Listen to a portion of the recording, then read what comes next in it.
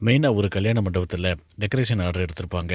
அதை போய் செய்ய விடக்கூடாது அப்படின்ட்டு விஜயா வீட்டில் அடிபட்ட மாதிரி ட்ராமா பண்ணி மீனாவை போக விடாமல் தடுத்திருப்பாங்க. விஜயாவோட இந்த நாடகத்தை அண்ணாமலை தெரிஞ்சுக்கிறாரு. எல்லாருக்கும் முன்னாடி கேள்வி கேட்குறாரு. இதனால் அசிங்கப்பட்டு விஜயா அவமானப்பட்டு நிற்கிறாங்க. அந்த நேரம் அந்த மண்டபத்திலேருந்து அந்த மேனேஜர் மீனா பார்க்க வராரு.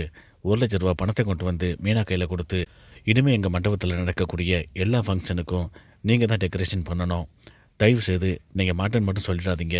உங்கள் டெக்கரேஷனை பார்த்து பக்கத்தில் இருந்த மண்டபத்துக்காரவங்கெல்லாம் 4-5 பேர் உங்களை கூப்பிட்றோம் அப்படின்னு சொல்லி கேட்டிருக்காங்க. எவ்வளோ செலவானாலும் பரவாயில்ல, பணம் கொடுக்க நாங்கள் தயாராக இருக்கோம். தயவு செய்து நீங்கள் தான் இதுக்கு ஒத்துக்கணும் அப்படிங்கிற மாதிரி மீனா கேரக்டரை பூஸ்டப் பண்ணி காட்டுறாங்க. தயவு செய்து இதை ஒரு கதையாகவே மட்டும் பாருங்கள். அதே மீறி இதை பார்க்கும்போது உங்களுக்கு கோபம் வந்துச்சு அப்படின்னா, கண்டிப்பாக நீங்கள் இதை கதையை பார்க்கல, உங்கள் ரியல் லைஃபாகவே பார்க்குறீங்க அப்படிங்கிற மாதிரி அர்த்தம். ஏன்னா இந்த சீனை பார்க்கும்போது நமக்கே ரொம்ப ஓவராக இருக்குது அப்படிங்கிற மாதிரி தான் தோணும். அது மட்டும் இல்லாமல் அந்த மேனேஜர் பெரிய ஒரு மாலையை கொண்டு வந்து மீனாவுக்கு போடுறாரு. நீங்கள் ரொம்ப சூப்பராக டெக்கரேஷன் பண்ணியிருக்கீங்க, எங்களுடைய வாழ்த்துக்கள் அப்படிங்கிற மாதிரி பாராட்டுறாரு.